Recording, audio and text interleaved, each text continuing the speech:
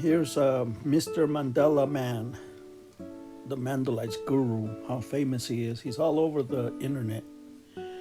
And he has a lot of interviews. He's pretty famous. He's been doing this for about 10 years, I believe, 5 years at the Mandela Effect.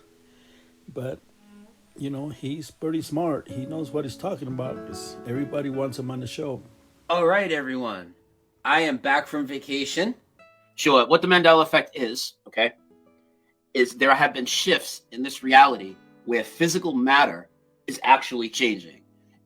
Events in the past are actually changing, all the way in the past. This is something I cover a lot on my channel. That's kind of what the Mandela Effect is, but it affects movies, music, artwork, which I'd like to talk about some famous works of art tonight. It affects historical events, geography, anatomy, everything you could imagine, because it's the underlying fabric of our reality. But they never go past that. They won't talk about changes to the Bible, changes to human anatomy. They'll never talk about South America moving, because this will jolt people. And they'll never talk about residue, which we have tons of, which is the leftover physical evidence that also matches everybody's memories that all seem in unison to remember something that never existed, and we're told we're crazy for talking about it. So opposed to, I guess I do. I guess people, the supernatural probably just scares the crap out of a lot of people. I find it interesting, though, because a lot of people will talk about the supernatural. People in all different circles of mine will talk about it. But then when it actually presents itself, they completely run and hide from it. I don't know. People get very, very triggered. How do I deal with it?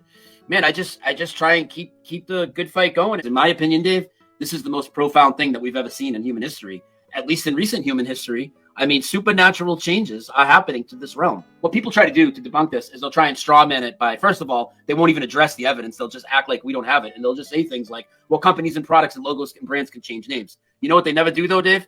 They never actually come back 5 minutes later after, a simple Google search or something and say, hey, this is when this company or logo or brand was changed by the corporation. It's not a Mandela effect. Look, Brian, you're wrong. Here's the evidence of it. They never do that. They just assume that that's what's happened, Man, this guy has an answer for everything, supernaturally changing. That's his favorite words. Everything's changing. Everything's changing. And South you're America affected. has shifted geographically on where it sits on the earth.